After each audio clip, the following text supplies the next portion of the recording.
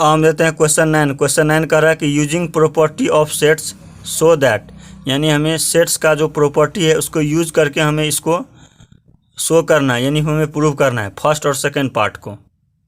Property use करके हमें first part और सेकंड पार्ट को हमें प्रूव करना है। तो फर्स्ट पार्ट है A union A intersection B equal to A. तो इसको हम LHS मान लेते हैं, इसको हम RHS मान लेते हैं। तो LHS हम ले लेते हैं, LHS को लेके हमें RHS ले आएंगे। तो LHS क्या है, A union A intersection B है।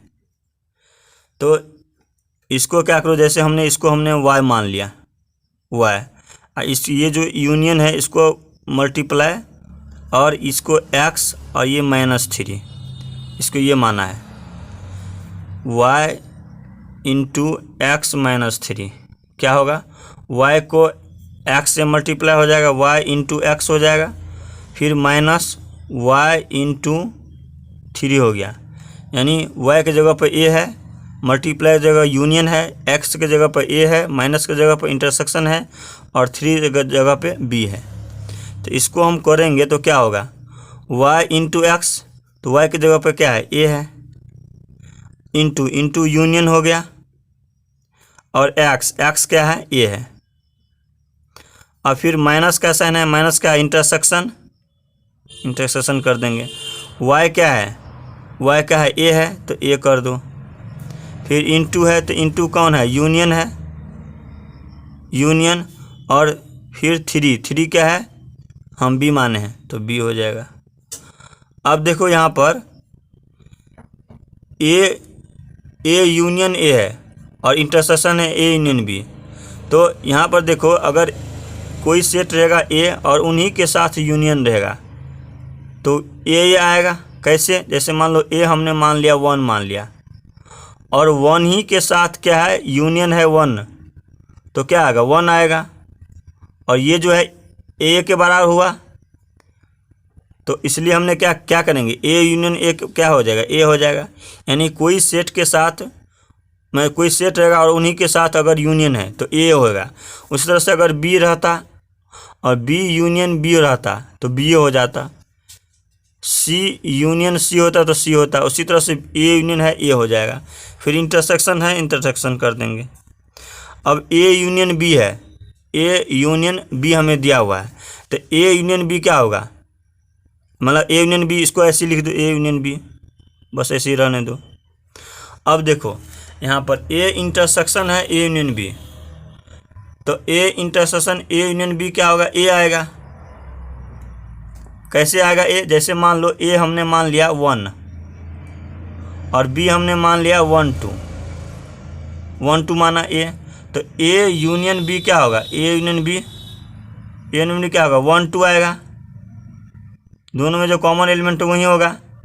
और इसका इंटरसेक्शन करेंगे, A intersection A union B करेंगे, तो ए क्या है, 1 है, इसका इंटरसेक्शन ए यूनियन बी क्या है, 1 2। तो इंटरसेक्शन क्या होता है, कॉमन एलिमेंट होता है, तो इसमें भी 1 है, इसमें भी 1 है, तो 1 हो गया। और 1 किसके बराबर है, ए के बराबर है, यही है, तो हमने यहीं लिख लिया ए। और हमें यहीं लाना था ए, यानी प्रूव करना था, हमें ए लाना था, यानी ये जो है इसके बराबर आ गया, इसलिए लिखना है हैंस जो है A union A intersection B जो है ए के बराबर हो गया। ये हो गया प्रूव्ड हो गया। हमें प्रॉपर्टी के द्वारा बोला था इसको बनाने के लिए, तो प्रॉपर्टी के द्वारा हमने क्या किया, इसको प्रूव कर दिया। अब सेकेंड पार्ट है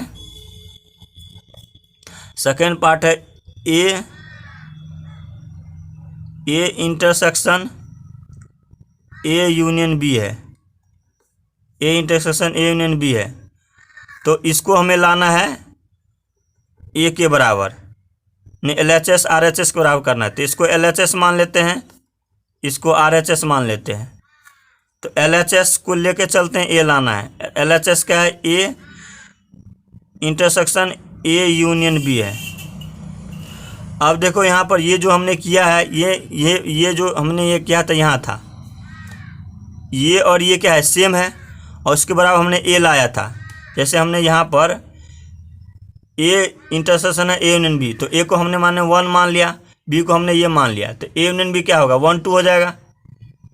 और इसका इंटरसेक्शन करना यानी ए यूनियन बी को इंटरसेक्शन करना ए के साथ हमने कर दिया, तो क्या आया, 1 आया। और 1 किसको माने थे, ए को माने थे। तो कोई भी अगर 2 सेट रहेगा उसका यूनियन है और इन्हीं दोनों सेट में से किसी एक के साथ क्या है, इंटरसेक्शन है, तो हमें वहीं आ जाता है। यहाँ पर क्या है, ए और बी है और दोनों का यूनियन है, और इन्हीं दोनों में से ए सेट के साथ क्या है, इंटरसेक्शन है, तो ए आ गया। अगर यहाँ पर दोनों सेट है और उन्हीं सेट में से अगर बी का रहता इंटरसेक्शन, तो हमें बी आ जाता, यानी B intersection A union B होता तो हमें बी आ जाता। यहाँ पर A intersection A union B है तो हमें क्या आ गया, ए आ जाएगा, तो ए आ गया। हमें यही लाना था ए। इसका मतलब क्या हुआ कि A intersection A union B बराबर ए आ गया। ये हमें प्रूव करना था। ये तो सीधे सीधा हो गया पूरा, इसको सोल्व नहीं करना पड़ा। यहीं पर मैंने ये समझाया था ये कैसे आया।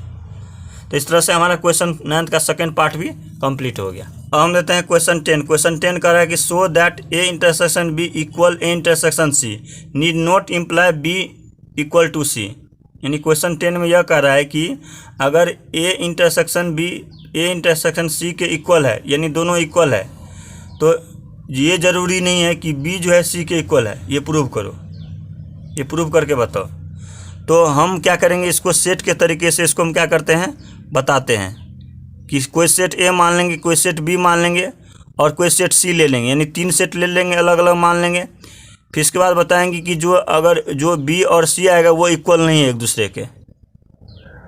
तो जैसे मान लो हमने मान लिया कि लेट ए हमने मान लिया 1 और बी जो है ऐसा सेट मानेंगे जो ए इंटरसेक्शन बी को जो करेंगे वो ए इंटरसेक्शन सी के इक्वल होगा।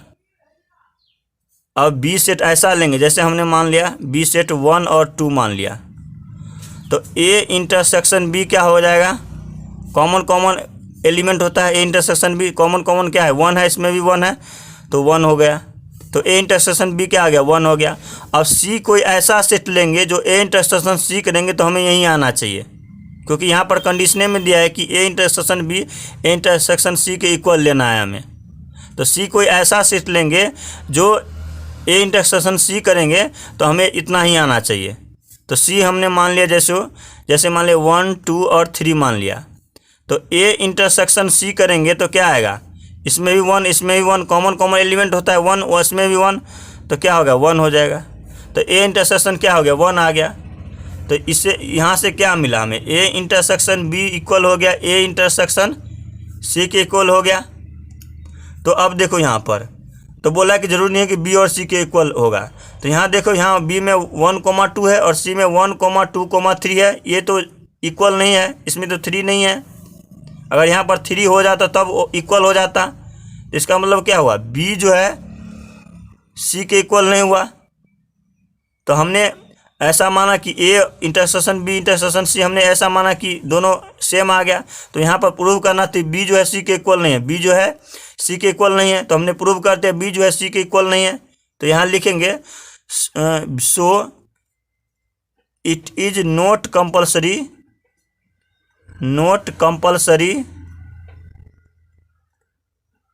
it is not compulsory need not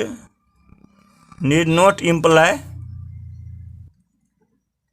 b not equal to c, b equal to c। यानी ये जरूरी नहीं है कि अगर a इंटरसेक्शन b और a इंटरसेक्शन c इक्वल हो तो b इक्वल टू c होगा, b जो है c के इक्वल होगा। ये इस कंडीशन में इक्वल हो भी सकता है जब यहाँ पर क्या करेंगे कि अगर 3 हम नहीं लेंगे, अगर यहाँ पर b तो यहाँ ये है 1 2 है, अगर हम c लेंगे 1 2, तो इसका b a इंटरसेक्शन c क्या होगा, a इंटरसेक्शन c बोला था 1 ही आता। तो इस कंडीशन में क्या होता, इक्वल होता। लेकिन यहाँ पर हमें प्रूव करना था कि a intersection b intersection a intersection b और a इंटरसेक्शन इक्वल हो, और ये बताना था, ज़रूरी नहीं है कि B equal to C A prove करना था। अगर हम ये बोलता कि यही B equal to C prove करना था तो यहाँ पर बी और सी हम 1 2 लेते, यहाँ 1,2 लेते और इसमें भी 1,2 लेते तो इक्वल हो जाता। तो यहाँ पर प्रूव करना था कि ये ज़रूरी नहीं है कि बी जो है इक्वल होगा सी के। तो हमने ये अलग अलग सेट ले लिया, यहाँ 1,2 लिया और सी में 1,2,3 ले लिया। तो ये आ गया हमें। तो ये क्या हो गया, बी जो है सी के इक्वल नहीं हुआ। जब बी के इक्वल हो तो कंपलसरी नहीं हुआ, बी और सी के इक्वल होगा। कोई दूसरा हम सेट भी ले सकते हैं। जैसे मान लो यहाँ पर ए 1 लिया, बी 1 2 लिया, 1,2 लिया, सी 1,2,3 लिया। कोई बच्चे कुछ भी और भी ले सकते हैं। जैसे मान लो जैसे कोई बच्चा मान सकता है ए इक्वल टू 1 और 2 ले लिया और बी मान लिया 2 3। तो इस कंडीशन में ए इंटरसेक्शन बी क्या हो जाएगा, 2 हो जाएगा। क्यों? क्योंकि दोनों में कॉमन है। और सी को ऐसा सेट लेना है जो इंटरसेक्शन बी 2 आया है वहीं आ जाए। अब सी हमने मान लिया 2 3 4, तो ए इंटरसेक्शन सी करेंगे क्या होगा, 2 ये आएगा। तो इस कंडीशन में क्या हुआ, ए इंटरसेक्शन बी जो है ए इंटरसेक्शन सी के बराबर हुआ, A intersection B intersection C के बराबर हुआ। अब बराबर हो गया, यही हमें कंडीशन लेना था। तब जो बोला कि बी जो है सी के इक्वल नहीं होगा। देखो यहाँ पर बी जो है सी के इक्वल नहीं है। यहाँ 2,3 है, इसमें 2,3,4 है, यहाँ 4 एक्स्ट्रा आया है, इसमें 4 नहीं है। तो यहाँ पर भी नहीं हुआ, बी जो है सी के इक्वल। तो बहुत सारे कंडीशन ले सकता हूँ, जैसा जो ले सकता है ले सकते हैं, कुछ भी ले सकते हैं। लेकिन ये होना चाहिए कि ए इंटरसेक्शन बी जो है ए इंटरसेक्शन सी के इक्वल हो और इक्वल करके बी जो है सी के इक्वल नहीं होना चाहिए। ऐसा हमें कंडीशन लेना था। ये हमने प्रूव कर डाला। तो इस तरह से हमारा क्वेश्चन 10 कंप्लीट हो गया।